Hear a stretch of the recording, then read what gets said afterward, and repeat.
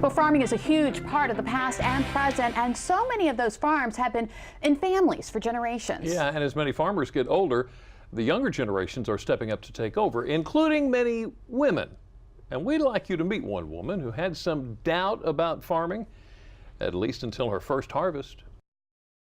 Just a few years ago, Sarah Lee Lawrence was running some of America's wildest rivers as a guide.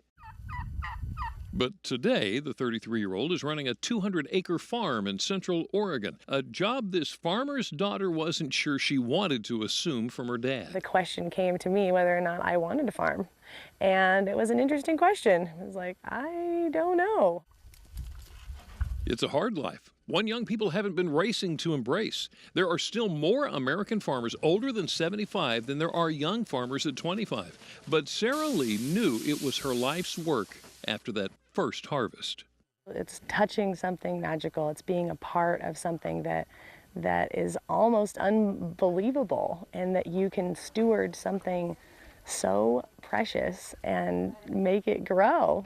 The face of the new American farmer may have a few worry lines now, but farmers like Sarah Lee know their balance sheets have to stay as healthy as her vegetables, and it's expensive to get started. It can be a lot of money, especially at the beginning. Forget about grocery stores. Sarah Lee and a group of younger farmers-to-be take their bounty to town and sell directly to hungry customers.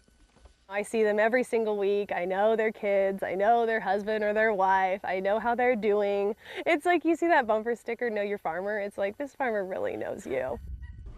Well, the road certainly is not easy for Sarah Lee and other young farmers. Last year, only 17% of beginning farms grossed more than $25,000. Wow, that is amazing. Well, we certainly appreciate all the hard work our farmers put in. And this time of year, tree farmers are extra busy. Extra busy. Delmarva Life's Sean Stryker joins us now from How Sweet It Is, where they have a beautiful selection of Christmas trees. Sean, what are you doing? Hey, hold on, I'm coming. I'm looking for a Christmas tree, but I'm slowly realizing I don't know the first thing about picking out a Christmas tree. Luckily, I'm here with Brent Malone, owner of How Sweet It Is. Brent, thanks for joining us. Thank you. So you guys have a huge selection here, and all these trees are really fresh, which is really important. It's important to the customer, that's for sure. Now, how fresh are they? I mean, you get them cut, and they're cut to order. A lot of people get trees, you know, when the stores order them, they're cut in Canada months ahead of time. We get our trees the day after Thanksgiving, and they're cut 2 days before. And you do something special to your trees. You actually spray them with a flame retardant material. We do. Why do you do that? Well, it's called an anti-respirant. It seals the needles so they don't let any more moisture out. Twofold, when you have them in your house, they don't drop their needles. They'll be pretty probably till February.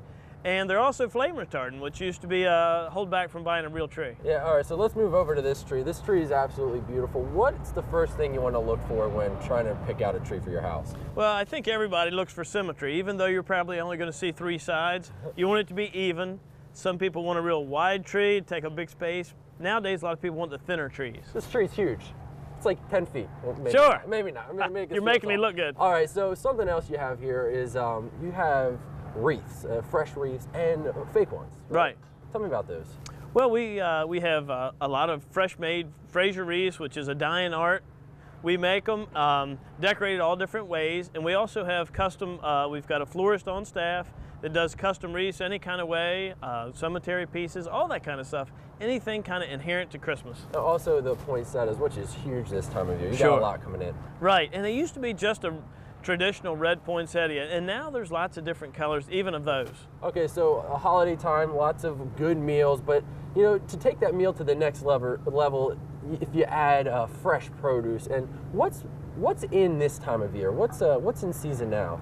Well, I think that everybody likes to have, you know, try to keep as local as you can with your meal, and you know, farm to table. So sweet potatoes are always a big thing. You know, we have the red, and the ones that are inherent just to the Eastern Shore, the white Haman sweet potatoes, we have those. And here on the farm, we grow 5 different kinds of fresh greens: kale, collards, wintercress, all the different stuff, turnip greens that people are looking for their holiday meal. You're naming all that, and it's making my mouth water. Those white sweet potatoes, you said they're only grown here? Yeah, they only grow them here on the Eastern Shore. They're a little different than the regular ones. They're not orange on the inside. They're kind of a yellow. And anybody that's ever had them, when they come home for Christmas, they usually want to get some to take back home. I'm gonna have to pick some up and give them a try. All right, Jimmy and Lisa, I don't know, this tree looks good to me. Let's see. Why is it stuck, Brent? Oh, here we go. I got it. I'm gonna take it, send it back to you guys. Can I have this one? That's yours.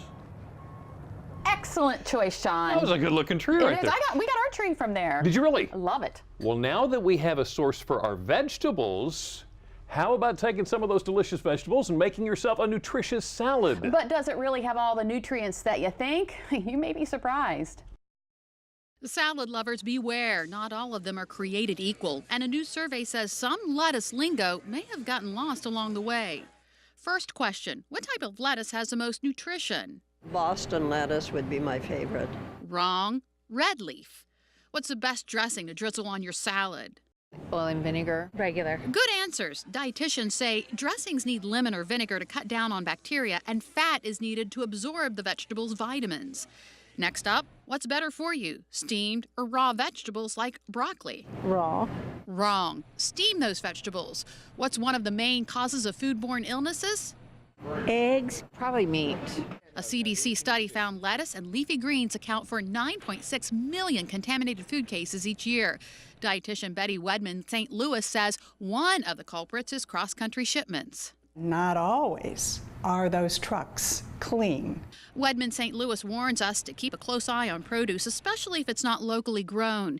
If cucumber tips aren't crisp, don't buy them. Look at the bottom of alfalfa sprout containers to avoid any mold. And even when it says triple washed, wash bag salads anyway. We are a very spoiled, lazy society when it comes to foods that we choose. And you can't afford to be that way with salad. And consider going easier on any type of lettuce. All types are about 92% water, and other vegetables pack a much more potent nutritional punch. So next time you dig in, bring your salad smarts with you. We mentioned steaming veggies is better for you. It also improves cholesterol-lowering capabilities. And you know what goes really well with a salad? A nice warm bowl of soup. Yes, it does, and that is exactly what we are making in the Delmarva Life kitchen today, a low-cost, high-protein soup. Delmarva Life. We'll be right back.